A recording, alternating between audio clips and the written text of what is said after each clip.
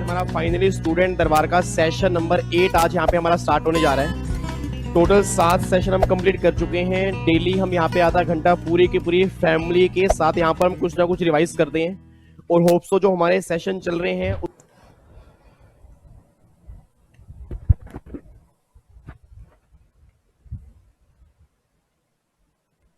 Hello hello hello hello hello hello hello hello आ गए री सारे? हाँ जी आ गए।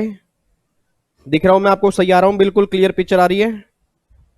बच्चा कह रहा है कहाँ पे हो सर आप? इधर देखो ध्यान से, नालायक को सामने देखो। बिल्कुल आपको मैं दिख रहा हूँ? नहीं दिख रहा? बच्चा कह रहे ओ माय गॉड कहाँ पे हो? शक्ल का बुम बुम की पेंसिल मेरे हाथ में है, मैं फटाफट से आ जाता हूँ। ये लो जी आ गया। बच्चा कह रहे ओ माय गॉड यस। चलो जी, तो फाइनली आज हमारे स्टूडेंट दरबार का सेशन नंबर 51 आज हम यहाँ पे स्टार्ट करने जा रहे हैं सर। सबसे पहले तो मैनी मैनी कॉन्ग्रेचुलेशन मेरी पूरी की पूरी फैमिली को, जिन्होंने मेरा इतना साथ दिया कि हमारे कल 50 सेशन पूरे कंप्लीट हो गए। मतलब हमने 50 कंप्लीट कर ली। मतलब सेशन नंबर 1 से हमने स्टार्ट किया था और सेशन 50 हमारे पूरे कंप्लीट हो चुके हैं। सेशन नंबर 51 आज हम यहाँ पे स्टार्ट करने जा रहे हैं सर। मतलब मुझे इतनी खुशी है ना कि मतलब आपने मेरे को इतना प्यार दिया, आपने मेरा इतना साथ दिया। मतलब डेली आप शाम को यहाँ पे आते हो अपना टाइम निकाल के, मेरे लिए बहुत बड़ी बात है। तो प्लीज आपने यही सेम सपोर्ट और यही सेम प्यार आपने बना के रखना है जब तक हमारे क्वेश्चंस पूरे कंप्लीट नहीं होंगे। मतलब पहले हमें, अब देखो आज हमारा जून 19 वाला पेपर स्टार्ट होगा सर। लास्ट, अगर आपको ध्यान आ रहा हो, लास्ट सेशन में हमने दिसंबर 18 के जो बैलेंस जीएसटी वाले क्वेश्चन थे वो हमने कंप्लीट किए थे। तो आज हमें जून 19 के जो क्वेश्चन है वो हमें आज यहाँ पे कंप्लीट करने हैं। उसके बाद देखो दिसंबर 19 वाला पेपर हमारे पास बैलेंस बचेगा और दिसंबर 19 में न्यू सिलेबस और ओल्ड सिलेबस दोनों के एग्जाम एमसीक्यूज बेस आए थे, तो वो दोनों पेपर हमें करने हैं। तो सिर्फ 3 पेपर हमारे पास बैलेंस बचे हैं। अब अगर मैं 3 पेपर की बात करता हूं, सब जानते हो एक पेपर में ना हमारे 3 सेशन लगते हैं। तो मतलब टोटल 9 सेशन हमारे और बैलेंस बचे हैं। और जहां ये मेरे 9 सेशन कंप्लीट होंगे ना, तो जो इंस्टीट्यूट ने, आईसीएसआई ने गाइडलाइंस आंसर निकाले थे वो सारे के सारे हम कंप्लीट कर लेंगे विद रिवाइज आंसर। और फाइनली उस दिन हमारा एक विजन कंप्लीट होगा जो मैंने आपसे कमिटमेंट की थी। बस आपने बस एक काम करना है कि डेली शाम को यहाँ पे जरूर आना है, क्योंकि जून 19 और दिसंबर 19 के जितने क्वेश्चन है बहुत बढ़िया बढ़िया हैं। आपको दिखाऊंगा, क्वेश्चन मुश्किल नहीं है, सारे आपने वही क्लास के अंदर पढ़े होंगे, बट क्वेश्चन लेंदी होंगे, क्वेश्चन ध्यान से पढ़ने पड़ेंगे, उसके बेस पे आंसर होंगे। बस ये बात ध्यान देना, ठीक है जी। चलो once again many many congratulation जी। बच्चा कह रहा है thank you sir, thank you thank you. तो सर आपको होना चाहिए, आप डेली शाम को यहाँ पे आते हो, अपना टाइम निकालते हो, बहुत बड़ी बात है मेरे लिए, ठीक है। चलो इधर देखो ध्यान से। तो आज हम फाइनली यहाँ पे स्टूडेंट दरबार का सेशन नंबर 51 आज हम यहाँ पे स्टार्ट करने जा रहे हैं। और जो एमसीक्यूज हमने स्टार्ट किया उसका पार्ट नंबर 20 आज हम यहाँ पे स्टार्ट करेंगे। अब अगर मैं जून 19 के पेपर की बात करता हूं ना, तो जून 19 में आप सब जानते हो न्यू सिलेबस के एग्जाम सब्जेक्टिव थे और आपके ओल्ड सिलेबस के एग्जाम एमसीक्यूज बेस्ड थे। तो आज हम जो पेपर करेंगे वो एमसीक्यूज बेस्ड वाला ही करेंगे। बट दिसंबर 19 जो इससे अगले वाला पेपर होगा ना, उसमें न्यू सिलेबस ओल्ड सिलेबस दोनों के एमसीक्यूज बेस्ड थे, उसके हम दोनों पेपर कंप्लीट करेंगे।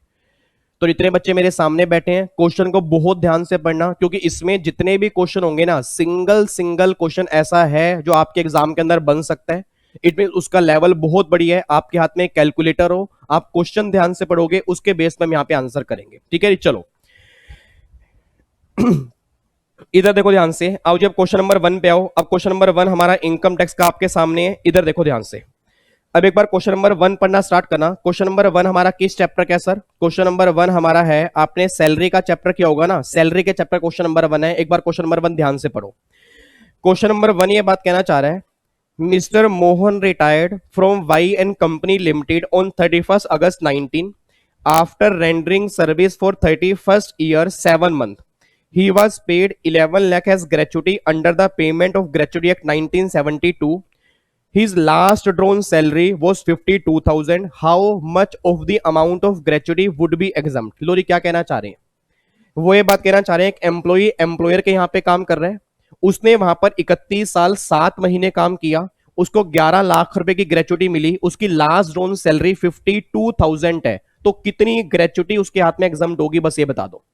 मेरा पूरी फैमिली से क्वेश्चन है सर, ग्रेचुटी वाले केस में हमने 3 कॉन्सेप्ट किए थे, अगर गवर्नमेंट एम्प्लॉय होगा फिर तो सारा एग्जाम्प्ट है, नॉन गवर्नमेंट वाले केस में 2 केस चेक करेंगे, या तो वो ग्रेचुटी एक्ट में कवर होगा या वो ग्रेचुटी में कवर नहीं होगा। अब बच्चा ये बात कह रहा है इस क्वेश्चन में सर ये ग्रेचुटी एक्ट में कवर है या नहीं। अब अगर क्वेश्चन ध्यान से पढ़ोगे ना, आपको देखते ही पता लग जाएगा ये ग्रेचुटी एक्ट में कवर है। ऐसा मैं क्यों कर रहा हूं, पहली बात तो उसने क्या लिखी है कि जो पेमेंट उसने की है अंडर ग्रेचुटी एक्ट 1972 की है, और दूसरी बात अगर आप ध्यान से देखोगे ना तो उसने लास्ट ड्रोन सैलरी हमें दी है। और मेरी पूरी फैमिली जानती है कि अगर कोई एम्प्लॉय ग्रेचुटी एक्ट में कवर होता है तो उसकी एग्जम्पशन निकालने के लिए हम लास्ट ड्रोन सैलरी बेस बनाते हैं। अगर आपको क्लास ध्यान आ रही हो तो मैंने फटाफट से बोल देना, अगर कोई एम्प्लॉय नॉन गवर्नमेंट है और वो ग्रेचुटी एक्ट में कवर है तो एग्जम्पशन कितनी मिलती है, least of the following shall be exam. पहला कितना आएगा, जितनी एक्चुअल ग्रेचुटी मिली वो लिख लो, तो भैया मुझे 11 लाख मिले। दूसरा 20 लाख रुपए की लिमिट है, आपको मैंने पहले भी कहा था आपके जुलाई एग्जाम के अंदर अमेंडमेंट ध्यान रखना, चाहे वो ग्रेचुटी एक्ट में कवर हो या वो कवर ना हो, दोनों ही केस में अब लिमिट जो होगी वो 20 लाख रुपए की होगी। तो दूसरा हमारा कितना आ गया, 20 लाख रुपए। और तीसरा हमारा क्या आता है, half month salary on the basis of last drone salary for each completed year of service और पार्ट देयर ऑफ। और आप सब जानते हो कि अगर वो ग्रेचुटी एक्ट में कवर होगा तो हाफ मंथ का मतलब क्या होता है, 15/26। देखो मैंने 15/26 लिख दिया। लास्ट ड्रोन सैलरी कितनी है, 52,000, मैंने वो लिख दिया। और कितने साल आपने काम किया, 31 साल 7 महीने। अपने आप बोल देना, अगर मैंने क्लास के अंदर कहा था कि 6 महीने से ऊपर आपने काम किया होगा तो पूरा साल हम काउंट करेंगे। तो यहाँ पे 31 ईयर काउंट करेंगे, 32 ईयर काउंट करेंगे, 32 ईयर काउंट करेंगे। देखो यहाँ पे 32 है, तो अगर मैं ये कैलकुलेट करूंगा दैट इज 9,60,000। अब आपने बोल देना इनमें से लेस क्या आ रहा है, 9,60,000। तो उसने मुझसे पूछा ही क्या, एग्जम्पशन, तो एग्जम्पशन कितनी होगी, 9,60,000 पे। ये हमारा आंसर आएगा। अपने दिल पे हाथ रख के बोलना, क्या ये क्वेश्चन मुश्किल है, सर क्वेश्चन मुश्किल नहीं है, क्वेश्चन लेंदी जरूर है, कैलकुलेशन पूरी करनी पड़ेगी, बट क्वेश्चन मुश्किल बिल्कुल भी नहीं है। अब जो बच्चे कहते हैं ना कि डायरेक्ट टेक्स्ट में क्वेश्चन मुश्किल आते हैं, वो मुश्किल इस तरह के आते हैं। इट मीन सोच के बोलना, अगर आपने क्लास में कैलकुलेशन ही सही ढंग से नहीं की, आपने सिर्फ प्रोविजन को रटा है और अगर ये क्वेश्चन एग्जाम के अंदर बन गया तो आपको दिक्कत आ रहेगी। तो याद करो, आपको मैंने सैलरी के बहुत सारे क्वेश्चन करवाए थे और उनमें से क्वेश्चन आपके एग्जाम में है, सेम क्वेश्चन है, फर्क सिर्फ इतना सा है कि आपको यहां पर बस ये देखना पड़ेगा कैलकुलेशन हमें कैसे करनी है। तो मेरी पूरी फैमिली, जितने बच्चे मेरे सामने बैठे हैं, उम्मीद करता हूं क्वेश्चन समझ में आ गया होगा। एक बच्चा सामने बैठा, बच्चा कह रहा है सर अगर मान लो वो यहाँ पे एग्जम्पशन की बजाय टैक्सेबल बोलता फिर क्या होता, कि भैया फिर 11 लाख रुपए ग्रेचुटी है, 9,60,000 पे एग्जम्प्ट है, तो 1,40,000 पे जो होता वो टैक्सेबल हो जाता। बस ये बात ध्यान दो। तो अगर वो टैक्सेबल बोलता आंसर 1,40 बनता, अगर वो एग्जम्पशन की बात कर रहा है तो आंसर कितना बन रहा है, 9,60,000। क्लियर हो गया, पक्का पक्का, आगे बढ़ सकते हैं। Yes sir. आओ जी क्वेश्चन नंबर 2 पे आओ। क्वेश्चन नंबर 2 देखो, क्वेश्चन नंबर 2 तो एग्जाम में कितनी बार आ चुका है, पहले भी कितनी बार आ चुका है। इधर देखो क्या कहना चाह रहे हैं, वो कहना चाह रहे हैं green wood plantation limited is engage in the cultivation and processing of T.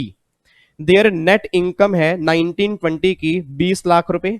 What portion out of income 20 lakh would be treated as agriculture income. आपने अब बोल दो सर, एग्रीकल्चर इनकम के चैप्टर में आपको मैंने पहले भी कहा था आपके एग्जाम में कंफर्म क्वेश्चन बनता है टी रबर कॉफी वाला।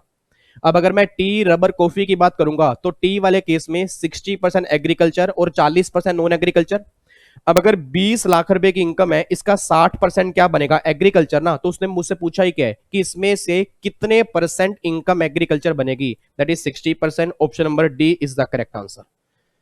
तो बताओ इस क्वेश्चन में है क्या, बिल्कुल सिंपल क्वेश्चन है कि भैया एग्रीकल्चर इनकम, अगर टी वाले केस की बात करूंगा, रबर वाले केस में अलग होता है, कॉफी वाले केस में अलग होता है। उसने क्वेश्चन टी का दिया है और मेरी पूरी फैमिली जानती है टी वाले केस में 60% पोर्शन हमारा एग्रीकल्चर इनकम होता है, इसका 60% आंसर आ जाएगा।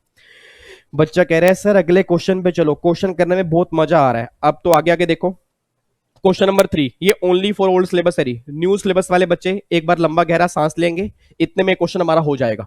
ओल्ड सिलेबस वाले बच्चे देखो री, वो ये बात कहना चाह रहे हैं application filed before authority of advance ruling may be withdraw with in कितने दिन। इट मींस याद करो क्लास में एक चैप्टर आपने क्या होगा एडवांस रूलिंग का, आपको मैंने क्लास के अंदर बताया होगा कि जब भी हम एडवांस रूलिंग के पास जाते हैं ना तो उस एप्लीकेशन को 30 दिन के अंदर अंदर हम विड्रॉ कर सकते हैं। तो देखो उसने पूछा क्या है कि कितने दिन में एप्लीकेशन विड्रॉ कर सकते हो, आंसर क्या बनेगा 30 दिन। Option number B is the correct answer. ठीक है, तो ये ओनली ओल्ड सिलेबस वाले बच्चे, न्यू सिलेबस वाले बच्चों के एग्जाम में नहीं बनेगा, सिर्फ ओल्ड सिलेबस के एग्जाम में है। क्वेश्चन नंबर 4 देखो री, क्वेश्चन नंबर 4 सबके लिए है, बहुत ध्यान से पढ़ना, क्वेश्चन बहुत बड़ी है। इस क्वेश्चन में गलती है, वो गलती क्या मैं आपको बताऊंगा। क्वेश्चन नंबर 4 ये बात कहना चाह रहा है, short term capital loss can be set off as per the provision of section 72 of income tax act from, क्या कहना चाह रहे हैं, वो ये बात कहना चाह रहे हैं कैपिटल गेन के जो शॉर्ट टर्म कैपिटल लॉस होते हैं ना, वो किस इनकम से खत्म हो सकते हैं। अच्छा कमाल की बात देखो, इसने बोला short term capital loss as per provision of section 72। अब ये सेक्शन 72 जो है ना, ये शॉर्ट टर्म कैपिटल लॉस का है ही नहीं। शॉर्ट टर्म कैपिटल लॉस का सेक्शन जो है ना, वो सेक्शन 74 है। अब अगर मैं 72 की बात करूंगा, देखो एग्जामिनर ने लिखा 72 है, बट 72 में ना शॉर्ट टर्म कैपिटल लॉस नहीं है, ठीक है जी, 74 में है, बट कोई दिक्कत वाली बात नहीं है, अपने आप बोल देना शॉर्ट टर्म कैपिटल लॉस को हम किस इनकम से खत्म करते हैं, शॉर्ट टर्म कैपिटल गेन से भी खत्म कर सकते हैं, लॉन्ग टर्म कैपिटल गेन से भी खत्म कर सकते हैं, और किसी हेड की इनकम से खत्म नहीं कर सकते।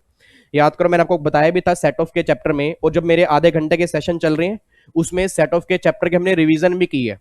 आपको मैंने कहा भी था कैपिटल गेन का चैप्टर ऐसा चैप्टर है जिसमें घर वाले आपस में घर वालों से बात करेंगे, दूसरे लोगों से बात नहीं करेंगे। याद करो लॉन्ग टर्म कैपिटल लॉस सिर्फ लॉन्ग टर्म कैपिटल गेन से खत्म होगा, शॉर्ट टर्म कैपिटल लॉस जो है वो शॉर्ट टर्म लॉन्ग टर्म दोनों से खत्म होगा। तो उसने बात किसकी की है, शॉर्ट टर्म की, तो खत्म किससे होगा, शॉर्ट टर्म लॉन्ग टर्म दोनों से। तो option number B is the correct answer, ये हमारा आंसर आएगा। बच्चा कह रहा है सर हमारे ना चारों आंसर अभी तक सही हैं। Oh my God, love you so much. मैं कहता हूं अब आने वाले जितने भी क्वेश्चन है ना, हर एक बच्चे का एक एक क्वेश्चन अगर सही हो जाएगा ना अपने आप, बिलीव मी मेरे को ये लगेगा कि जब मैं डेली शाम को आता हूं ना, मेरा काम पूरा हो रहा है। बस आपने पहले खुद आंसर निकालना है, फिर मेरा आंसर सुनना है, बस ये बात ध्यान दो। अगला क्वेश्चन देखो जी, अगला क्वेश्चन तो बिल्कुल आसान है, कितनी बार आ चुका है, रिवर्स मोर्गेज। अब मेरे ख्याल से बहुत सारे बच्चों को ये रट ही चुका होगा कि जब भी क्वेश्चन रिवर्स मोर्गेज वाला आएगा तो जितना पैसा मिलेगा वो सारा क्या होगा, एग्जम्प्ट होगा, टैक्सेबल कुछ भी नहीं होगा। तो देखो वो क्या कहना चाह रहे हैं कि भैया कितनी इनकम जो होगी वो टैक्सेबल होगी, भैया इनकम टैक्सेबल होगी नहीं, सारी इनकम एग्जम्प्ट होगी, आंसर नंबर सी। तो जहां मैंने रिवर्स मोर्गेज पढ़ा ना, आपको मैंने पहले भी कहा था क्वेश्चन कितनी बार आ चुका है और दोबारा से बन गया कि रिवर्स मोर्गेज वाले केस में सिंगल पैसा भी टैक्सेबल नहीं होता, सारा एग्जम्प्ट होगा। तो आंसर क्या बनेगा, नील, क्योंकि टैक्सेबल होगा जीरो, बस ये बात ध्यान देना। उसके बाद अगला क्वेश्चन, अगला क्वेश्चन क्वेश्चन नंबर 6। ये क्वेश्चन किसका है, एंटरटेनमेंट अलाउंस। पहले तो मुझे फटाफट से बताओ एंटरटेनमेंट अलाउंस का बेनिफिट सैलरी के चैप्टर में याद करो। आपको मैंने पहले भी कहा था सेक्शन नंबर 16, अगर आपको 16(2) ध्यान आ रहा हो, याद आ रहा है, सेक्शन नंबर 16 सैलरी में डिडक्शन का था। एक तो 16(1) है स्टैंडर्ड डिडक्शन 50,000 रुपए की मिलती है, 16(2) एंटरटेनमेंट अलाउंस, और 16(3) प्रोफेशनल टैक्स, अगर आपको ध्यान आता हो। 16(2) जो आपने एंटरटेनमेंट अलाउंस का किया था, आपको मैंने पहले भी कहा था नहीं, एंटरटेनमेंट का मतलब क्या होता है, किसी को देखकर मजा लेना। अब सोच के बोला आपके सामने मैंने यहां पे भंगड़ा डाला तो आपको मजा आया ना, इट मींस आपको मजा आया, आपने मुझे देखकर मजा लिया, तो इसको एंटरटेनमेंट बोलते हैं। याद करो मैंने क्लास में आपको बताया भी था कि एंटरटेनमेंट अलाउंस जो होता है वो पहले तो ऐड होगा फिर माइनस होगा, माइनस हर केस में नहीं होगा, वो सिर्फ गवर्नमेंट वाले केस में होगा। इट मींस अगर मैं गवर्नमेंट एम्प्लॉय हूं ना, फिर मेरे केस में माइनस होगा, और माइनस कितना होगा, जितना मैं खर्चा करूंगा उतना नहीं। तो गवर्नमेंट ने कहा था least of the following shall be deduct, और कितना माइनस होगा, पहला जितना एक्चुअल, दूसरा 5,000, और तीसरा जितनी सैलरी है उसका 1/5। तो इट मींस आपको मैंने क्लास के अंदर भी कहा था कि 5,000 से ज्यादा की डिडक्शन तो मुझे मिल ही नहीं सकती, अगर आपको क्लास में ध्यान आता हो। एक बार चेक कर लो, देखो उसने पूछा क्या, वो ये बात कहना चाह रही थी, रोहन एम्प्लॉय है स्टेट गवर्नमेंट का, पहली बात तो स्टेट गवर्नमेंट है, उसको एंटरटेनमेंट अलाउंस मिल रहा है 1,000 पर मंथ, मतलब पूरे साल में कितना मिल रहा है, 12,000 रुपए का मिल रहा है, ठीक है जी। फिर वो कहना चाह रहा है उसकी सैलरी जो है ना, सैलरी कितनी है, 8,40,000। आप खुद समझदार हो, अगर मैं 8,40,000 रुपए का, अगर मैं 8,40,000 रुपए का 1/5 निकालता हूं तो कितना ज्यादा आएगा, उधर से 12,000, ये भी ज्यादा है, तो एग्जाम्शन कितनी मिलेगी, 5,000 की मिलेगी ना। तो आंसर क्या बनेगा, 5,000, ये आपका आंसर आ जाएगा। तो सोच के बोलना, अब जिसने सैलरी का चैप्टर बिल्कुल सही ढंग से पढ़ा है उनको ध्यान आ गया होगा, एंटरटेनमेंट अलाउंस में मैक्सिमम लिमिट जो होती है 5,000 की होती है। और अगर आप इसका आंसर निकालोगे, एक्चुअल मुझे मिला 12,000, और अगर सैलरी का 1/5 निकालूंगा वो भी ज्यादा आएगा, तो लिमिट डिडक्शन की मुझे कितनी मिलेगी, 5,000 की मिलेगी। और उसने मुझसे मांगा क्या है कि भैया डिडक्शन कितनी मिलेगी, 5,000 की, इसका आंसर ही आ जाएगा। यस सर, मेरा ये भी आंसर सही है। ओ माय गॉड, आगे देखो जी, अगला क्वेश्चन नंबर 7।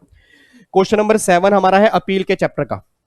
जो बच्चे अब स्टार्टिंग से डेली सेशन अटेंड कर रहे हैं उन्हें पता होगा अपील का चैप्टर मैंने आपको रिवाइज करवाया था। अब जब अपील का चैप्टर मैंने आपको रिवाइज करवाया था उसके अंदर मैंने कहा था अपील कैसे करते हैं। पहली appeal CIT, ITAT, high court, supreme court. CIT में 30 दिन, आईटीएटी 60 दिन, हाई कोर्ट में 120 दिन, सुप्रीम कोर्ट में 90 दिन। तो उसने क्या बोला है, हाई कोर्ट में जाने के कितने दिन मिलते हैं, 120 दिन। बताओ कैसे कैसे क्वेश्चन आ रहे हैं। और भाई साहब बच्चे ने जब मुझे मैसेज किए थे ना, क्योंकि मैं आपसे बहुत कनेक्टेड हूं और पता नहीं क्या आपसे एक अटैचमेंट है, क्या आपसे प्यार है, मुझे भी नहीं पता। ये ना कई बार कई बच्चों को ना मजाक लगता है कि विवेक सर बोलते हैं, बट बिलीव मी मुझे नहीं पता आपसे मेरी क्या अटैचमेंट है, मेरा क्या प्यार है। जिस दिन मैं यूट्यूब पे ना हूं ना मेरा दिल ही नहीं लगता। और मतलब अब तो एक ऐसी रूटीन बन गई है डेली शाम को आने की, बिलीव मी जिस दिन मैं सेशन ना पे आऊं ना मतलब मेरे को अजीब लगता है कि मैंने आज आपके लिए कुछ किया नहीं है। अब प्लीज ध्यान सुनना, प्लीज ध्यान सुनना।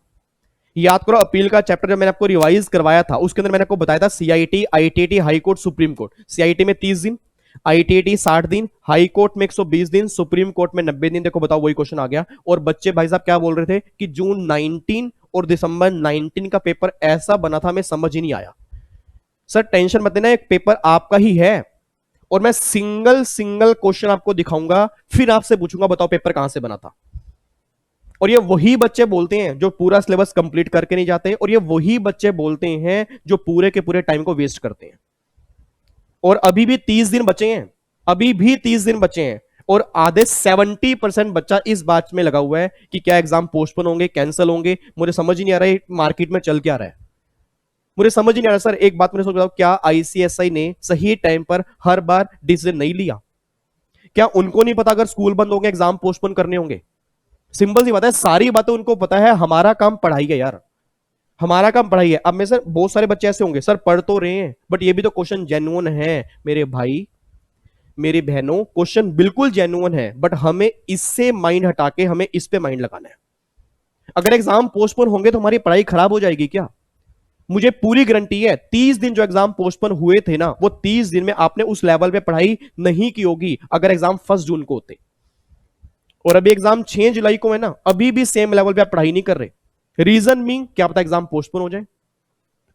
मैं कह रहा हूं अगर पोस्टपोन हो भी जाएंगे तो भी आप क्यों नहीं पढ़ाई कर रहे? सर क्या आपको नहीं लगता इस बार एग्जाम निकालने हैं? मैं कह रहा हूं जब भी एग्जाम होंगे, अगस्त में होंगे, सितंबर में होंगे, चाहे वो दिसंबर में एग्जाम होंगे, कभी भी होंगे, क्या आपके दिल में नहीं आ रहा मुझे एग्जाम निकालने हैं इस बार?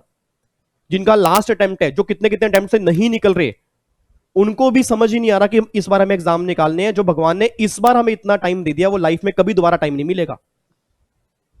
और इतना मैटर यूट्यूब पे डालने के बाद भी मैं दिल पे हाथ रख के बोल रहा हूं, आज तक दोबारा लाइफ में मुझे नहीं पता मैं इतने लेक्चर यूट्यूब पे कब डालूंगा। ये सिर्फ आपका प्यार है, मुझे नहीं पता क्या कनेक्शन है, सिर्फ आपकी कनेक्टिविटी है जो डेली शाम को यहां पे एक लेक्चर डालता है।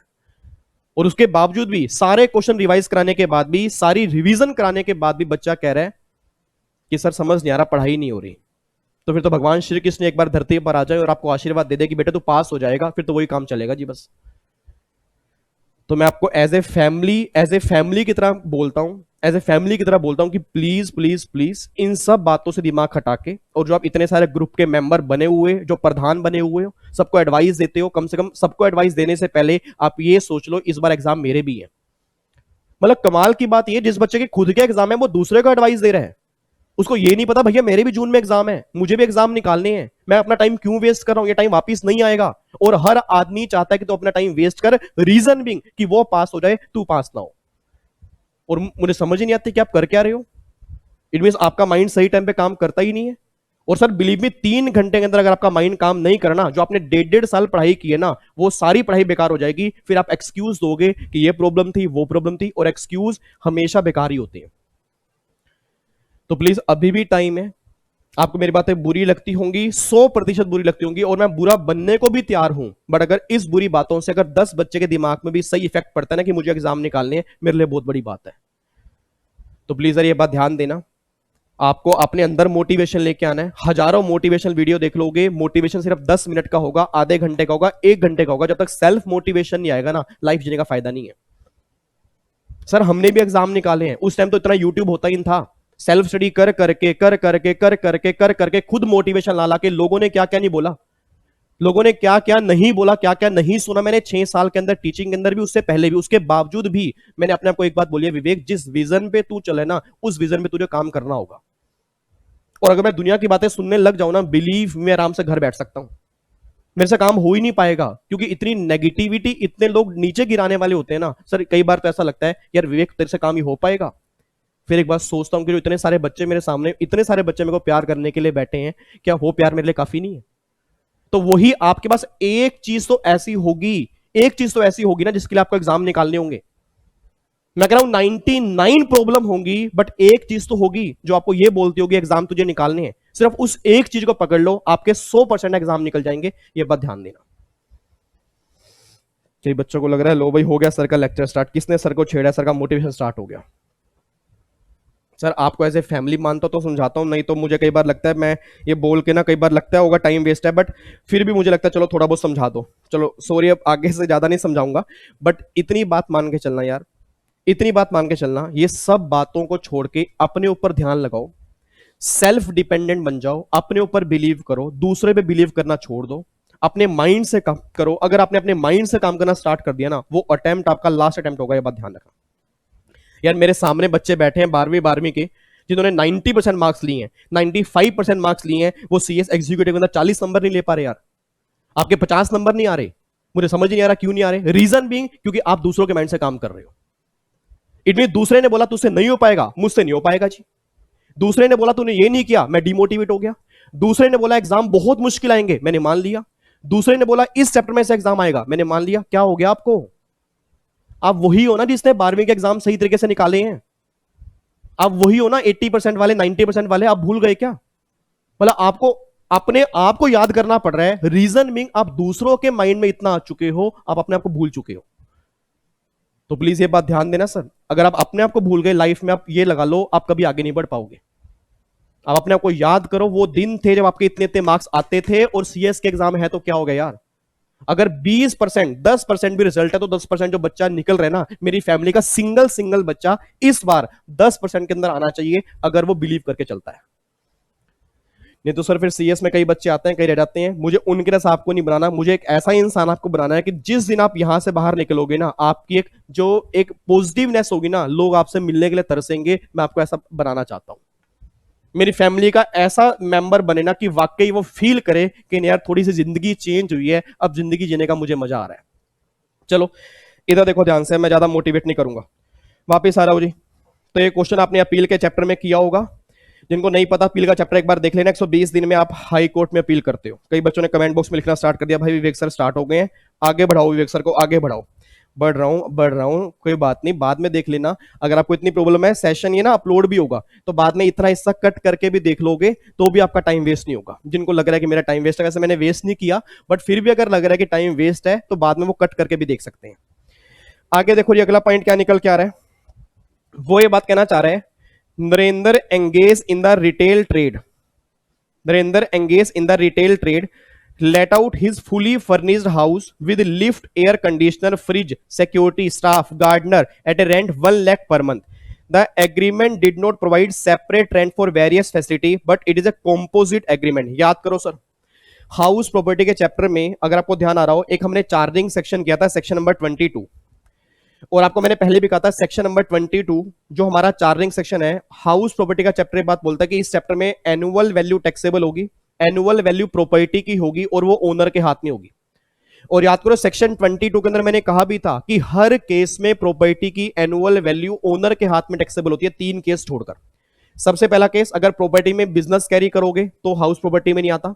दूसरा केस, अगर लेट आउट करना सप्लीमेंट्री बिजनेस है तो हाउस प्रॉपर्टी में नहीं आता। तीसरा केस, अगर कॉम्पोजिट रेंट है और वो इनसेपरेबल है तो भी हाउस प्रॉपर्टी में नहीं आता। अब कई बच्चों को ये नहीं पता कि ये कॉम्पोजिट रेंट होता क्या है। याद करो, जो भी आप सेल्फ स्टडी कर रहे हो, आपने कहीं से भी कोचिंग ली होगी, वहां पर टीचर ने बताया होगा कॉम्पोजिट का मतलब होता है इकट्ठा रेंट, जिसमें बिल्डिंग का भी होता है, फर्निशिंग आइटम का भी होता है। अब अगर मैंने दोनों का कंबाइन प्राइस चार्ज किया तो भैया हाउस प्रॉपर्टी का तो मतलब ही नहीं है। या तो टैक्सेबल होगा पीजीपी या टैक्सेबल होगा अदर सोर्स। अब इस चैप्टर में कहां टैक्सेबल करूं, पीजीपी के अंदर या अदर सोर्स के अंदर, that is other source. Reason being क्योंकि उसका किराए पर देना बिजनेस नहीं है, और अगर किराए पर देना बिजनेस नहीं है, फिर उसने अपना घर किराए पर दिया, तो उस केस में अदर सोर्स की इनकम बनेगी। ये बात ध्यान दो। तो ये इनकम किसकी बन जाएगी? अदर सोर्स की। बताओ, ये क्वेश्चन बच्चे को मुश्किल लगता है, रीजन बीइंग वो प्रोविजन को लिंक नहीं कर पाता। और अगर प्रोविजन को लिंक आपने करना स्टार्ट कर दिया ना, तो कोई दिक्कत आपको एग्जाम में आ ही नहीं सकती। अगला क्वेश्चन देखो जी। अगला क्वेश्चन हमारा सैलरी का है और ये पेंशन का है। क्वेश्चन बहुत ध्यान से पढ़ना, क्वेश्चन बहुत बढ़िया है, ऐसे क्वेश्चन आपके एग्जाम के अंदर बनते हैं। वो ये बात कहना चाह रहा है, एक मिस्टर जॉन है who recently retired from service of a company on 31st March 20 is eligible for monthly pension 20,000. He has received gratuity on his retirement also. He wants compute 50% of his pension rupees 6 lakh. How much amount of this computed pension shall be taxable? क्या कहना चाह रहे हैं? वो ये बात कहना चाह रहे हैं कि मंथली पेंशन मिल रही है, ग्रेचुटी मिल रही है, और जो पेंशन उसने 50% कम्यूट करा ली ना, कम्यूट करने के बाद उसको कितने रुपए मिल रहे हैं? 6 लाख मिल रहे हैं। और जो उसने मुझसे टैक्सेबिलिटी मांगी है वो कंप्लीट पेंशन की नहीं मांगी, वो कह रहा है कम्यूटेड पेंशन कितनी टैक्सेबल होगी, बस ये बता दो।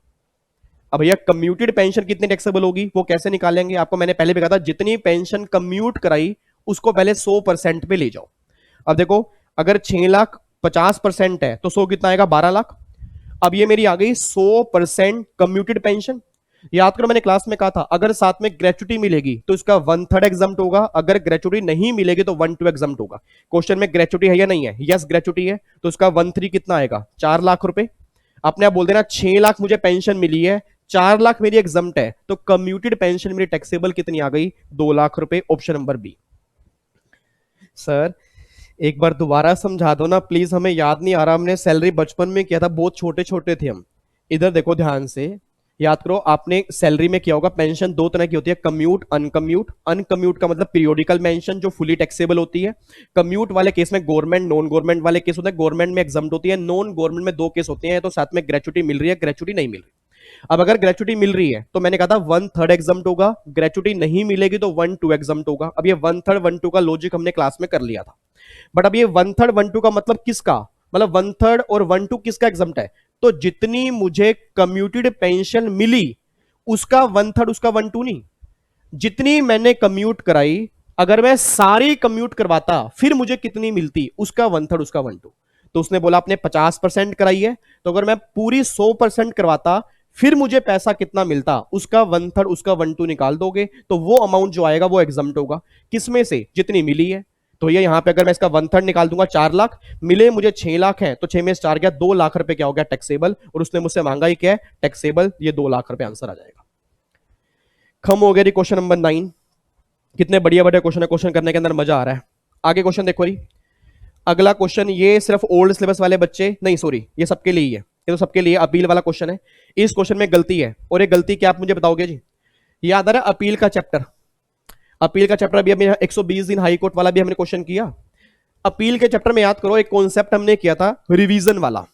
रिवीजन वाला भी कॉन्सेप्ट सर ने कराया था क्या भाई? रिवीजन वाला कॉन्सेप्ट ध्यान आ रहा है? नालायको याद करो, हमने एक रिवीजन वाला कॉन्सेप्ट भी किया था। आपको मैंने कहा था रिवीजन के पास जाते हो, रिवीजनल अथॉरिटी 2 तरह की होती है, डिपार्टमेंट लग जाती है, एसएससी लग जाता है। डिपार्टमेंट की रिवीजन 263 में है और एसएससी की रिवीजन 264 में है। और जो 264 वाली एसएससी की रिवीजन होती है उसके अगेंस्ट हम आगे अपील नहीं कर सकते, अगर आपको ध्यान आता हो। नहीं आता तो अपील का चैप्टर एक बार जाके रिवाइज कर लेना। आपके मैंने प्लेलिस्ट भी बना के दे दी है लाइव दरबार की। और बताओ मैं क्या करूं? अब प्रॉब्लम पता है क्या, इतना कुछ करने के बाद ना मुझे लगता है ना बच्चा ना डिपेंडेंट ना हो जाए। और बिलीव में, अगर आप मेरे ऊपर डिपेंडेंट हो गए ना, आपका रिजल्ट रुक जाएगा, आपका रिजल्ट रुक जाएगा। आपको सिर्फ एक बस डेली शाम को आके बैठना सुनना है, बट इसके अलावा आपने अपनी पढ़ाई भी करनी है। मतलब इसके अलावा टेक्स्ट में एफर्ट्स आपके और होने चाहिए। आप ये नहीं सोचोगे बस मैंने ये कर लिया मेरा काम हो गया, बिल्कुल भी नहीं।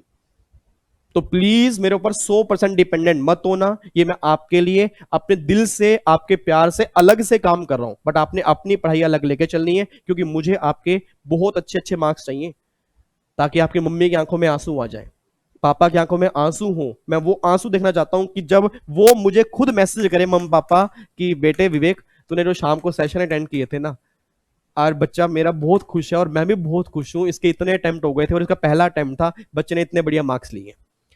बिलीव में, अगर आप वो मुझे वो दिन दिखा दोगे ना, मेरे शाम को आना, इतना जोर लगा के पढ़ाना, पूरी जान निकाल के पढ़ाना, मेरा सब कुछ सफल हो जाएगा। और वो सफल तभी सिर्फ आपके हाथ में, आप वो सफल कर सकते हो। तो इधर सुना ध्यान से, वो याद करो 264 वाली रिवीजन, आपको मैंने कहा था उसके अगेंस्ट अपील पॉसिबल नहीं है।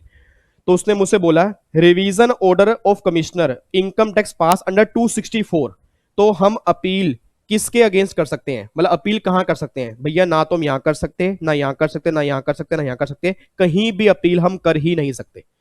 बच्चा कह रहा है सर तो आप क्या कहना चाहते हो कि आईसीएसआई ने गलत आंसर दिया है? यस, और ये बात मैं नहीं कह रहा, आईसीएसआई के आंसर आप खुद चेक कर लेना, उसने खुद ये माना है कि ये क्वेश्चन हमसे गलत प्रिंट हुआ है, इसमें आंसर आना चाहिए था 264 ऑर्डर नॉट अपीलेबल, ये अपील नहीं हो सकती। ठीक है जी, आप इसका आंसर खुद चेक कर सकते हो, उसमें साफ साफ लिखा हुआ है। तो 264 के अगेंस्ट अपील पॉसिबल नहीं है। हाँ, अगर ये 264 की बजाय 263 लिखा होता, डिपार्टमेंट की रिवीजन होती, फिर हम अपील करते आईटीएटी में, फिर मेरा आंसर बनता आईटीएटी, बट उसने 264 बोल दिया, इसलिए इसका आंसर बनेगा नॉट अपीलेबल, ये बात ध्यान देना। ठीक है सर, आगे बढ़ो, चलो फिर अगला क्वेश्चन।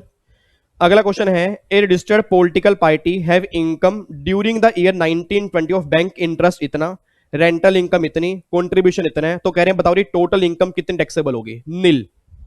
नील, याद करो आपको मैंने रिटर्न के चैप्टर के अंदर कहा था पॉलिटिकल पार्टी की सारी इनकम एग्जम्प्ट होती है सेक्शन 13 ए। याद करो रिटर्न के चैप्टर में पॉलिटिकल पार्टी रिटर्न फाइल करती है, उसकी इनकम चाहे एग्जम्प्ट है तो भी रिटर्न फाइल करती है, तो इनकम जब एग्जम्प्ट ही है तो उसने मुझसे क्या बोला, कितना टैक्स देना पड़ेगा 13 ए में? 0, क्योंकि पॉलिटिकल पार्टी की जितनी भी इनकम है सेक्शन 13 ए के अंदर एग्जम्प्ट है, तो अगर एग्जम्प्ट है तो टैक्स आएगा 0, ये बात ध्यान देना। ठीक है, आगे आओ जी। अगला यहां पे आ गया, Raghav housing finance limited a NBFC is eligible to claim deduction in case of provision made for bad और doubtful debts in the extent of total income. Sir याद करो अपने पीजीपी के चैप्टर में ना आपको मैंने कहा था कि अगर एक्चुअल बैड डेट्स हो जाएंगे तो अलाउड होंगे, ठीक है जी, प्रोविजन कभी अलाउड नहीं होता, बट बैंकिंग कंपनी वाले केस में प्रोविजन भी अलाउड हो जाता है। तो देखो यहां पे लिखा है ना उसने एनबीएफसी, तो NBFC means non banking financial corporation, उस केस में क्या प्रोविजन अलाउड है या नहीं है? यस अलाउड है, तो ये आंसर हमारा बी जो होगा ये आंसर हमारा बन जाएगा। ठीक है, उसके बाद क्वेश्चन नंबर 13 देखो जी, ये क्वेश्चन इंपॉर्टेंट है, पीजीपी का है, याद करो 35(2)A। आपको मैंने पीजीपी के लेक्चर के अंदर कहा था, मेरे ख्याल से 11वां लेक्चर था या 12वां लेक्चर था, पता नहीं मेरे को लेक्चर नंबर ध्यान नहीं आ रहा, बट याद करो आपको मैंने कहा था ना कि जब मैंने 35(2)A, आपको मैं थोड़ा याद करवा दूं, आईआईटी वाला, आपको मैंने क्लास के अंदर कहा था कि इस सेक्शन ने मुझे बहुत परेशान किया था, और जब मैं टीचिंग के अंदर आया तो पहले 1-2 साल मैंने इस सेक्शन को ऐसे ही पढ़ाया बिना लॉजिक के, कमाल की बात बच्चों ने मुझसे डाउट भी नहीं पूछा, बट आपको मैंने कहा था इसका पूरा लॉजिक है। बस आपको अभी के लिए इतना ध्यान देना है कि अगर मैं आईआईटी को पेमेंट करता हूं और आईआईटी वाले हमारे बिजनेस के लिए रिसर्च करते हैं, हमारे बिजनेस के लिए रिसर्च करते हैं, तो जितनी पेमेंट मैं आईआईटी वालों को करूंगा उसका 150% की मुझे क्या मिल जाती है? डिडक्शन। तो अपने बोल देना अगर मैंने पेमेंट की है, यहां पे कितनी पेमेंट की आईआईटी को, कहा गया इसने अमाउंट दिया, हाँ 5 लाख रुपए है ना, 5 लाख रुपए की पेमेंट की है, तो 5 लाख रुपए की पेमेंट की है national level laboratory of carrying 35(2)A IIT, या नेशनल लेबोरेटरी को पेमेंट की है, कितनी पेमेंट की है? 5 लाख की, तो कितना अलाउड होगा? 150%, तो कितना? 7.5 लाख रुपए, ये हमारा आंसर आ जाएगा। ठीक है जी, और याद करो आपको मैंने पहले भी कहा था कि पहले 35(2)A और 2AB के अंदर 200% की डिडक्शन मिलती थी, कुछ बच्चे ऐसे ना हो जिन्होंने पुराना लॉ पढ़ा हो, तो वो समझ जाए कि अब 200% खत्म हो चुका है, अब 150% है, तो इसका आंसर क्या बनेगा? सी। अगला क्वेश्चन भी गलत है जी, अगला क्वेश्चन भी गलत दिया हुआ है, गलत कैसे है आप मुझे बताओगे? याद करो पीजीपी के चैप्टर में एक सेक्शन 40(3) आपने पढ़ा होगा, बच्चा कह रहा है सर पीजीपी के चैप्टर में तो कमाल किया हुआ है, सर कुछ भी नहीं है, आपको मैंने क्लास के अंदर कहा भी था लेंदी है, बिल्कुल आसान है, और जिन बच्चों को सही ढंग से नहीं आता 19 घंटे की रिवीजन क्लास देख लेना, उसके अंदर भी उम्मीद है कि अगर आपने पहले ही भी एक बार पढ़ा होगा ना तो भी आपको समझ में आ जाएगा। बट चैप्टर बहुत जरूरी है, चैप्टर जरूरी है, इसमें से क्वेश्चन बनते हैं, और चैप्टर बिल्कुल आसान है, प्रोविजन बहुत ज्यादा है, बाकी मुश्किल कुछ भी नहीं है। अब प्लीज ध्यान सुना, 48(3) जब आपने पढ़ा होगा पीजीपी, उसके अंदर आपने पढ़ा होगा कि अगर हम पेमेंट करते हैं खर्चे की 10,000 तक, फिर तो कोई दिक्कत नहीं है, कैश में करो कैसे भी करो अलाउड है। अगर मुझे 10,000 से पेमेंट ज्यादा करनी है, अकाउंट पे ही चेक से करनी पड़ेगी, अकाउंट पे ड्राफ्ट से करनी पड़ेगी, इलेक्ट्रॉनिक क्लियरिंग सिस्टम या ऑनलाइन मोड से पेमेंट करनी पड़ेगी, तब जाके मुझे अलाउड होगा, नहीं तो मुझे अलाउड नहीं होगा। एक बार चेक करना वो क्या कहना चाह रहा है। उसने बोला जी 65,000 रुपए के ना गुड्स परचेज किए हैं, और उसकी पेमेंट कैसे कर रहे हैं? 12,000 रुपए अकाउंट पे ही चेक से पे किए 5 जून को, 12,000 रुपए अकाउंट पे ही चेक, 10,000 से ऊपर है बट अकाउंट पे ही चेक है, अलाउड हो जाएगा, 12,000 अलाउड हो गया। फिर 8,000 पे कैश, 8,000 पे कैश पे किया, कब पे किया? 16 अगस्त को, अलाउड है? नहीं है, अलाउड है। 10,000 तक है, कैसे भी करो अलाउड है, 8,000 भी अलाउड हो गया।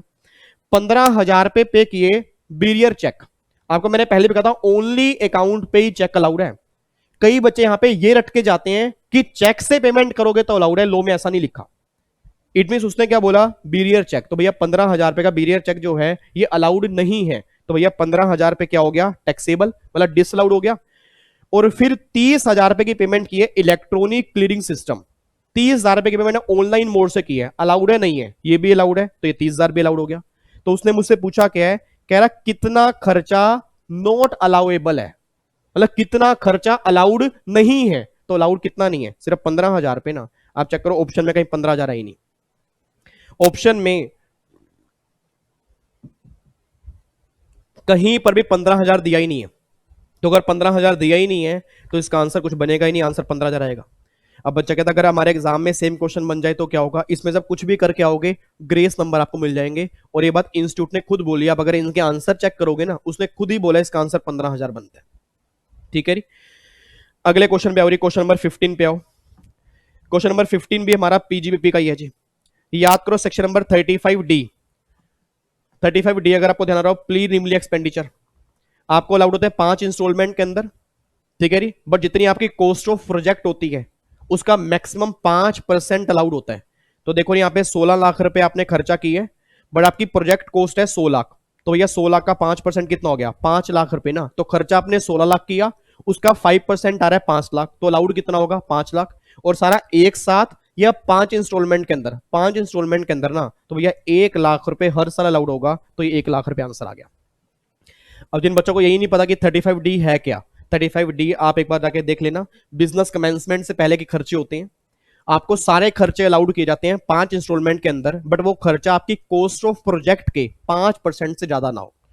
अगर 5% से ज्यादा वाला है वो इग्नोर कर देते हैं। तो जब प्रोजेक्ट कॉस्ट मेरी 100 लाख की है तो मैक्सिमम 5 लाख ही खर्चे मुझे अलाउड होंगे, उससे ऊपर होंगे नहीं। और वो भी सारे एक साथ नहीं, 5 इंस्टॉलमेंट के अंदर। तो 5 लाख डिवाइड बाय 5, हर साल मुझे 1 लाख रुपए खर्चा अलाउड हो जाएगा। ये हमारा ऑप्शन नंबर डी जो है ये हमारा करेक्ट आएगा। तो 15 क्वेश्चन हमने कर लिए जी। दिल पे हाथ रख के बोलना, क्या क्वेश्चन मुश्किल है? अब कई बार जान के बोलेंगे मुश्किल है, बट उनका दिल जानता होगा मुश्किल नहीं है सर। अगर आपने रिवीजन सही ढंग से आपने क्लासेस सही ढंग से अटेंड की है और रिवीजन क्लास सही ढंग से देखी है, क्वेश्चन मुश्किल नहीं है। आगे बढ़ते हैं जी, अगले क्वेश्चन पे आओ। अगला क्वेश्चन हमारा सेक्शन 44AD, आप खुद समझ लो कितनी बार आ चुका है। 44AD भी किसका है? Presumptive taxation, PGP. जितनी टर्नओवर होगी उसका 8%, और अगर टर्नओवर ऑनलाइन मोड में होगी तो कितने परसेंट? 6%। अब देख लो 160 लाख की टर्नओवर है और 2 करोड़ तक आप सब जानते हो कॉम्पोजिट स्कीम ले सकते हैं। 160 लाख है, कॉम्पोजिट स्कीम ले सकता हूं, answer is yes. Composite scheme means वही प्रिजम्पटिव टैक्सेशन जिसमें 60 लाख की ऑनलाइन मोड से आ रही है। तो भैया 60 लाख का तो 6%, बैलेंस बचे 100 लाख, उसका 8%। तो इसका 8 निकालोगे, इसका 3.6, 11,60,000 पे ये हमारी इनकम आएगी। Option number A is the correct answer. बताओ, क्वेश्चन छोटे छोटे हैं सर, और यही जब क्वेश्चन आपके एग्जाम के अंदर बनेंगे ना, तो आप सब जानते हो एग्जाम कैसा होता है। ये देखो, ये आपको दिख रहा है एग्जाम जब ऐसा आता है ना, उसके बीच में एक लाइन होती है, यहां भी क्वेश्चन, यहां भी क्वेश्चन, और जब ये क्वेश्चन इस साइड में बनेगा तो कम से कम पूरा एक पेज घेर लेगा। और जब ये एक पेज घेर लेगा ना, तो आधा बच्चा तो घबरा जाएगा क्वेश्चन की लेंथ देख के कि भैया इतना बड़ा क्वेश्चन है, कैसे सोल्व होगा। तो आपने घबराना नहीं है सर, आपने घबराना नहीं है, बिल्कुल मत घबराना। क्वेश्चन को बहुत ध्यान से पढ़ना, क्वेश्चन में कुछ भी नहीं होगा। तो भैया ऑनलाइन मोड का 6% और दूसरे मोड का 8%, ये 11,60,000 रुपए की इनकम आपकी आ गई। आगे देखो जी, अगला क्वेश्चन भी थोड़ा गलत है, इसमें 2 ऑप्शन सही निकल के आ रहे हैं, और ये बात मैं नहीं कह रहा, इंस्टीट्यूट ने खुद मानी है। ए और बी दोनों में से आप कोई भी करके आए थे वो सही है। तो अगर ये सेम क्वेश्चन बनेगा, या तो इसको आप सही करेंगे, नहीं तो ए और बी दोनों इसके सही है। कैसे आपको बताता हूं। याद करो, अपने सैलरी के चैप्टर में प्रोविडेंट फंड वाला कॉन्सेप्ट किया होगा। Provident fund, provident fund, provident fund sir ने करवाया था, सर ने छुड़वा दिया था प्रोविडेंट फंड। नालायको, याद करो, प्रोविडेंट फंड मैंने कहा था एक तो पब्लिक प्रोविडेंट फंड डिडक्शन में किया होगा आपने, और एम्प्लॉय प्रोविडेंट फंड जिसमें एम्प्लॉय प्रोविडेंट फंड के कई सारे पार्ट हमने किए, एसपीएफ, आरपीएफ, यूआरपीएफ। आरपीएफ वाले केस में याद करो, एम्प्लॉय कंट्रीब्यूशन पहले ऐड करते हो, फिर माइनस करते हो 80C में से। एम्प्लॉयर कंट्रीब्यूशन का क्या करते हो, जितनी एम्प्लॉय की सैलरी है उसका 12% तक एग्जम्प्ट है और 12% से ऊपर वाला टैक्सेबल है। याद आ रहा है, 12% तक एग्जम्प्ट है, 12% से ऊपर वाला एम्प्लॉय के हाथ में टैक्सेबल होता है एम्प्लॉयर कंट्रीब्यूशन। देखो उसने क्या बोला, एम्प्लॉयर ने कंट्रीब्यूशन किया आरपीएफ के अंदर इन एक्सेस ऑफ 12%, अगर 12% से ज्यादा किया, अपने आप बोल दो taxable income from salary, yes. Deemed income from salary, ये भी सही है। तो यह सैलरी की इनकम मानेंगे और सैलरी में टैक्सेबल होगी, ये दोनों ऑप्शन ही सही हैं। तो ए और बी ये दोनों सही हैं। उम्मीद करता हूं अगर ये दोबारा आपके एग्जाम के अंदर जुलाई के अंदर बनेगा तो इसमें एक ही ऑप्शन दिया होगा, तो भैया सैलरी में टैक्सेबल होगा, ये बात ध्यान देना। आगे आओ जी, अगला क्वेश्चन भी हमारा पीजीबीपी का है। सर पीजीबीपी का है, यस। किसका, डेप्रीसिएशन। और डेप्रीसिएशन मेरी पूरी फैमिली जानती है। डेप्रीसिएशन अगर 180 डेज से ज्यादा आपने यूज किया होगा तो पूरा मिलेगा, 180 डेज से आपने कम यूज किया होगा तो हाफ मिलेगा। और ये हाफ वाला कॉन्सेप्ट नॉर्मल के ऊपर भी एप्लीकेबल होगा और एडिशनल के ऊपर भी एप्लीकेबल होगा। अगर आपको बात ध्यान आती है, हमने क्लास में की थी। अब देखो जी क्या कह रहे हैं, वो कहना चाह रहे हैं Z limited a domestic company engage in manufacturing activity at Mumbai acquire a plant 5 lakh on 7 जनवरी 20। 5 लाख रुपए का एक प्लांट लिया 7 जनवरी 20 को, which is eligible for depreciation 15%। It paid 4 lakh, 4 lakh रुपए उसने पे किए इलेक्ट्रॉनिक क्लियरिंग सिस्टम से और 1 लाख रुपए की बैलेंस पेमेंट की है कैश में। और पेमेंट कब की है, 23 फरवरी 20 को, ठीक है। इस प्लांट को उसने पुट टू यूज किया 12 मार्च 2020 को। अब वो कहना चाह रहे हैं इस पर डेप्रीसिएशन निकाल दो, नॉर्मल और एडिशनल दोनों। इसको मैं थोड़ा जूम कर रहा हूं, क्वेश्चन ध्यान से पढ़ लो, 20 सेकंड का टाइम दे रहा हूं, क्वेश्चन ध्यान से पढ़ो, क्वेश्चन ध्यान से पढ़ो। सर क्वेश्चन में उसने बोला है प्लांट 5 लाख का लिया है और 5 लाख की पेमेंट की है, 4 लाख तो ऑनलाइन मोड से किया और 1 लाख हमने कैश में किया, और लिया हमने जनवरी में है, यूज हमने किया मार्च में, हमें निकालना है डेप्रीसिएशन। ठीक है सर, हमने क्वेश्चन पढ़ लिया। अब जब ये क्वेश्चन आपने पढ़ा ना, गारंटी है अगर आपने क्वेश्चन ध्यान से नहीं पढ़ा आप गलती करके आओगे। बहुत सारा बच्चा पहली गलती क्या करेगा कि पूरे 5 लाख के ऊपर निकाल देगा डेप्रीसिएशन। क्यों, क्योंकि उस 3 घंटे में माइंड इतना आराम से नहीं चलता। और कई बच्चे जो ये समझ जाएंगे कि क्लास में हमने पढ़ा था कि अगर 10,000 से ऊपर पेमेंट की है, 10,000 से ऊपर पेमेंट की है और वो कैश में की है, तो वो पेमेंट एसेट की कॉस्ट का पार्ट ही नहीं बनती। इट मींस उस पर डेप्रीसिएशन नहीं मिलेगा।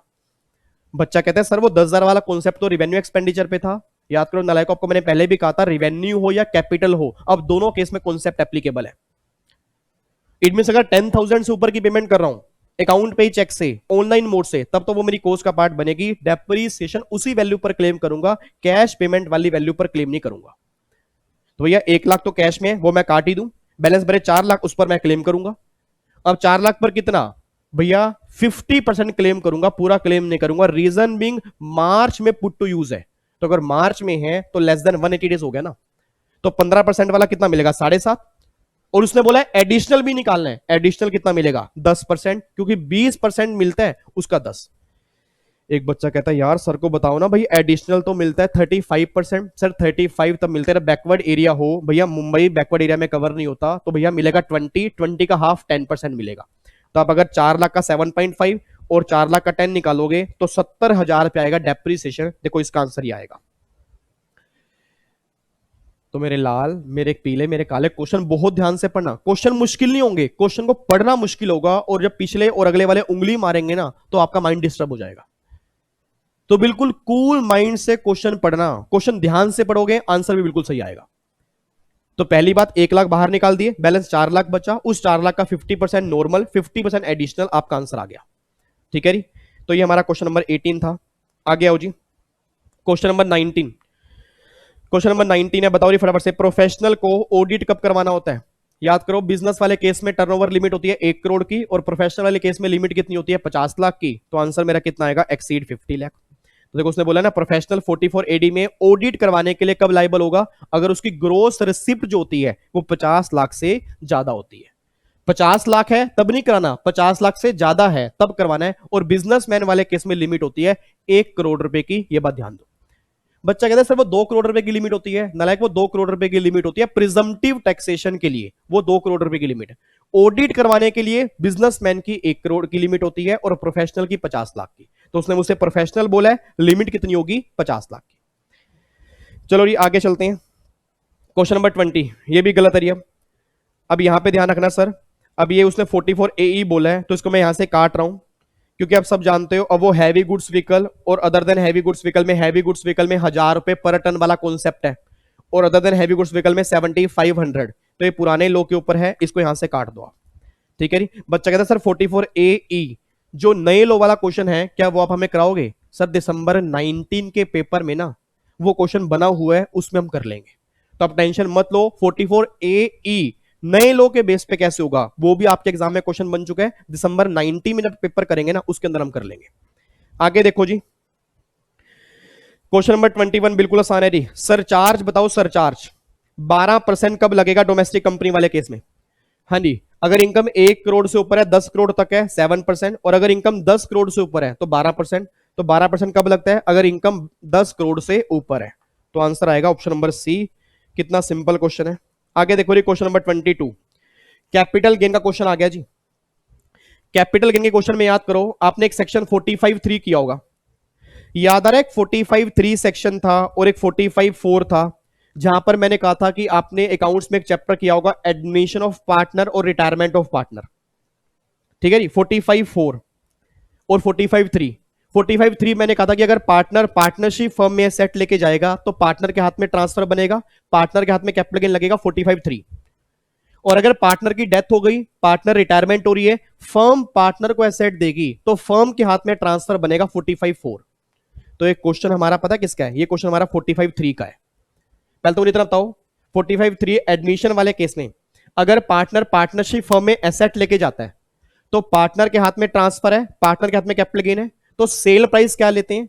जितना फर्म्स ने अपनी बुक्स में अमाउंट रिकॉर्ड किया होगा, अगर आपको ध्यान आ रहा हो, वही प्राइस जो होता है पार्टनर के हाथ में सेल प्राइस बन जाता है।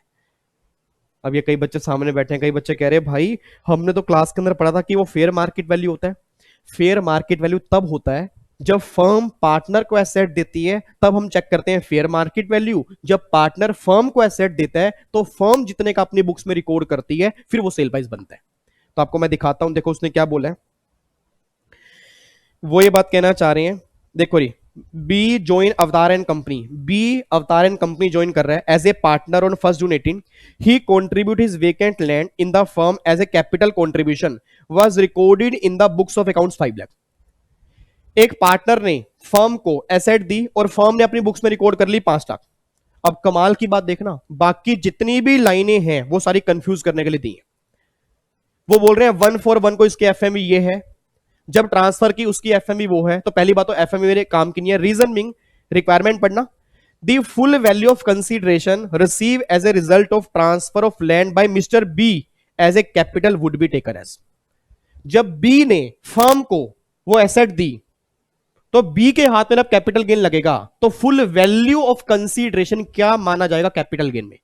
जितने का फर्म ने अपनी बुक्स में रिकॉर्ड किया होगा वो क्या बन जाएगा? सेल प्राइस ना। तो फर्म ने रिकॉर्ड कितने का किया था? 5 लाख का, तो ये देखो 5 लाख आ गया। आप खुद चेक करो, आधा क्वेश्चन बेकार का है, आधा क्वेश्चन बेकार का है। और जब बच्चा यही एग्जाम के अंदर पढ़ता है ना, उसको लगता है यार एफएम भी 2-3 बार दी है, कुछ तो होगा। सर कुछ भी नहीं होगा। अगर आपने क्लासेस सही ढंग से अटेंड की हैं और रिवीजन सही ढंग से अटेंड किए ना, एक एक प्रोविजन आपके माइंड में है, तो भैया अगर लॉजिक क्लियर है ना तो क्वेश्चन में कुछ भी नहीं है। तुरंत देखते ही पता लग रहा है पार्टनर फर्म में जा रहा है, 45(3) फर्म जितने का रिकॉर्ड करेगी वो सेल प्राइस बनेगा, बातें खत्म हो गई। और अगर मैं पूरा क्वेश्चन में घुस जाऊंगा, नहीं एफएम का कुछ तो होगा, तो अगर कुछ होगा ना वहां पे गलती करके आ जाओगे।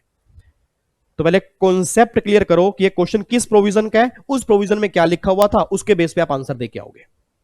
ठीक है, आगे चलो फिर आगे देखो री, क्वेश्चन नंबर 23 ये हमारा है पीजीबीपी का, याद आ रहा है? एक section 44AA books of accounts maintain करने वाला, बिजनेसमैन और प्रोफेशनल।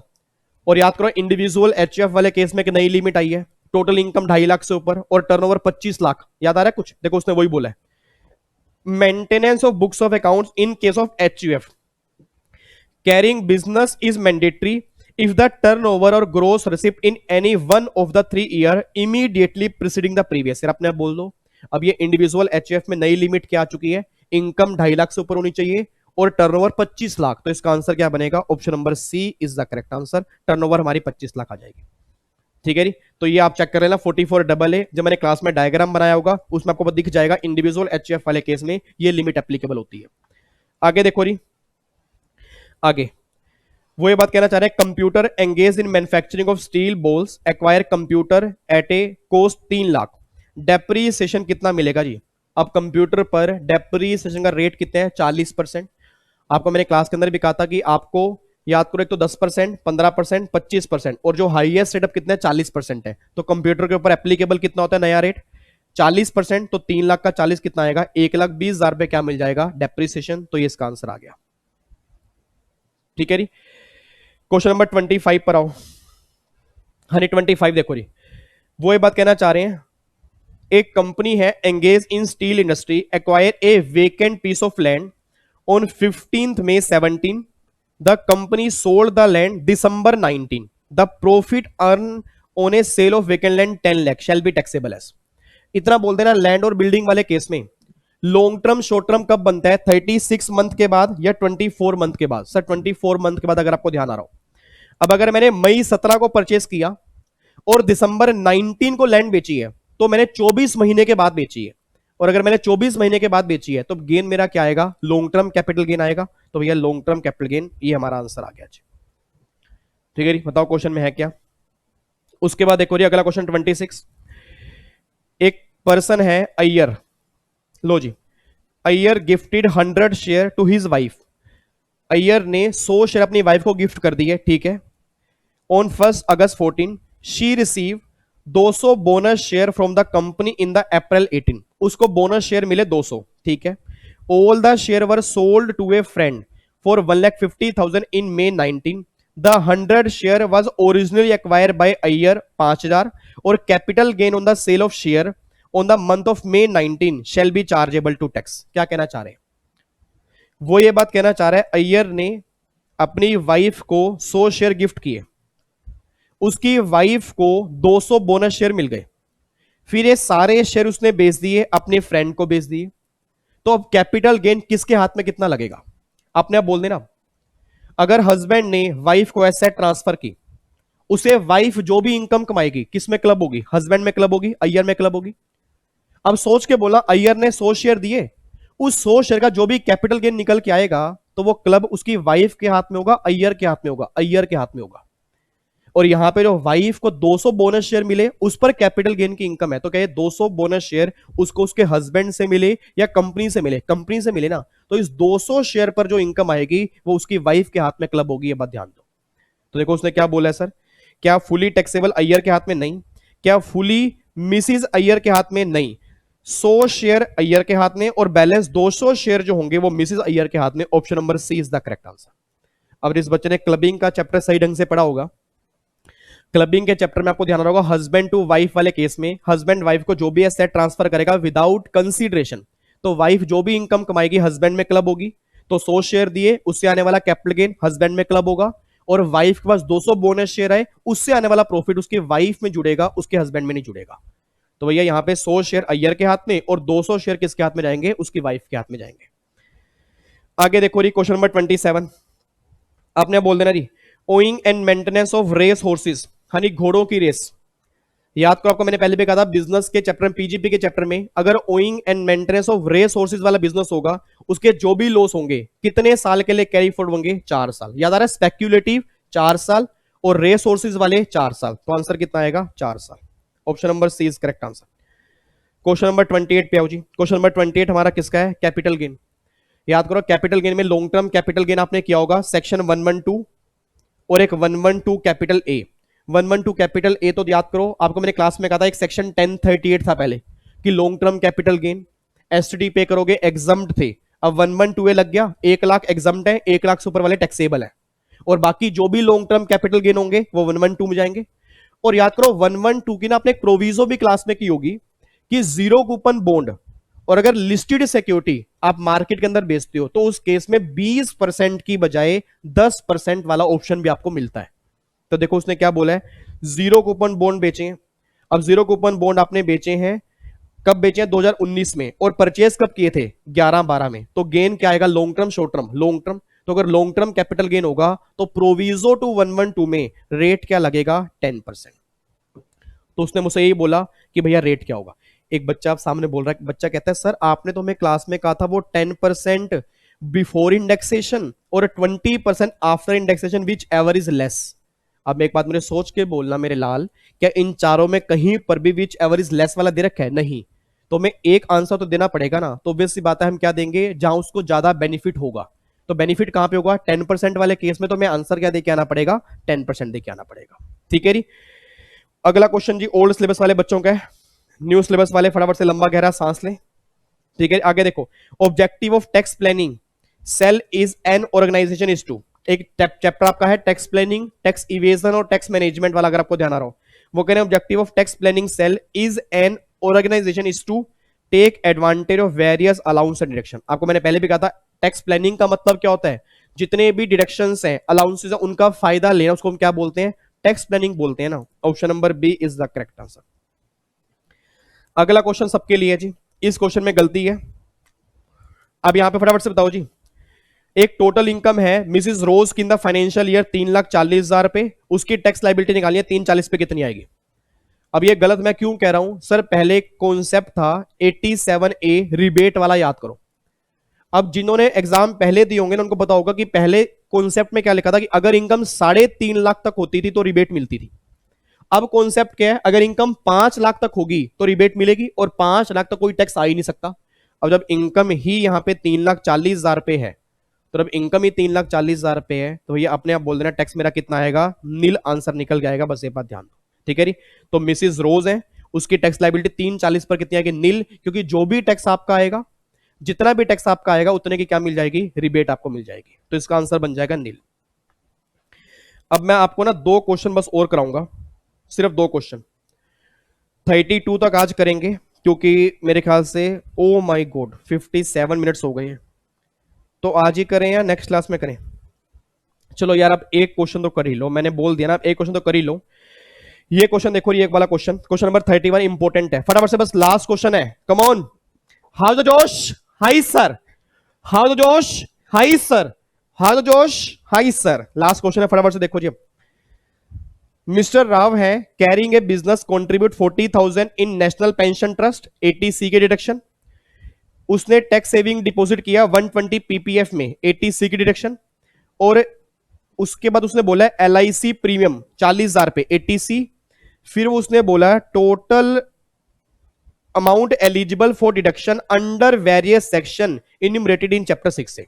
अब पहले तो मुझे इतना बताओ, एक सेक्शन आपने 80CCE किया, सॉरी ये 40,000 नेशनल पेंशन ट्रस्ट है ना, तो नेशनल पेंशन ट्रस्ट तो 80C, अगर आपको देना 80CCD में कवर है 1, और एक 80CCD 1B के अंदर कवर है, अगर आपको ध्यान आ रहा हो। ये नेशनल पेंशन ट्रस्ट है, याद आ रहा आपको, एनपीएस वाला आपको मैंने कहा था 80CCD 1 और 80CCD 1B के अंदर कवर है। 1B में 50,000 रुपए की अलग से लिमिट है। अब मुझे सोच के बताना, 40,000 रुपए तो ये हो गया, 120 ये हो गया, और 40,000 रुपए ये हो गया। अब इतना बोलो 40,000 और 1,20,000 और ये 40,000, इन तीनों को कंबाइन करके याद करो, सेक्शन 80CCE ने कहा था 80C, CCC और CCD 1।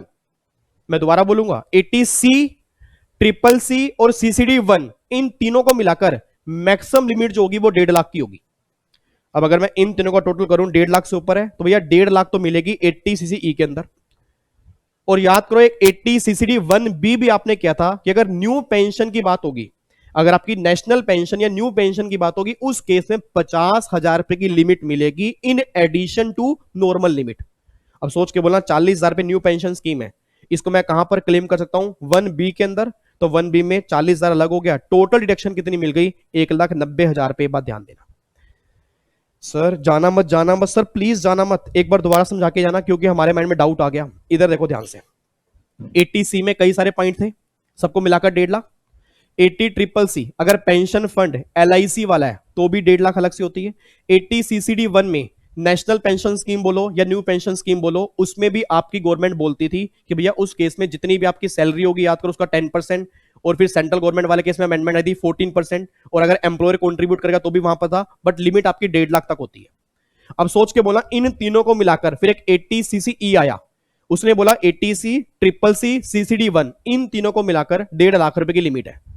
अब यहां पे 80C है, 80C आपको दिख रहा है ना, 1,20,000 पीपीएफ और 40,000 पे LIC, तो 1,60,000, डिडक्शन कितनी मिलेगी 1.5 लाख। अब जो मेरा 40,000 पे नेशनल पेंशन स्कीम वाला है वो कवर हो ही नहीं सकता 80CCD1 में, रीजन बिंग 1.5 लाख की लिमिट खत्म हो चुकी है। तो 80CCD1B गवर्नमेंट ने इंसर्ट किया था कि आप उसको यहां पे लेके आ सकते हो, 50,000 तक का फायदा यहां मिल जाएगा, और ये 50,000 जो है ना ये उस 1.5 लाख की लिमिट में नहीं आते।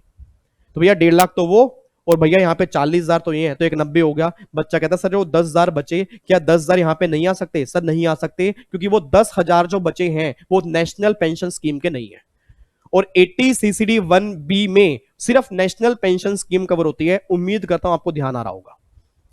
ठीक है जी, तो 40 और 1,50, 1,90, तो हमारा आंसर बन जाएगा 1,90। हो माय गॉड, तो फाइनली आज हमें 31 क्वेश्चन में 1 घंटा लग गया, बट कोई दिक्कत वाली बात नहीं है, क्वेश्चन बहुत बढ़िया थे। सिंगल सिंगल क्वेश्चन ऐसा है जो आपके एग्जाम में बन सकता है।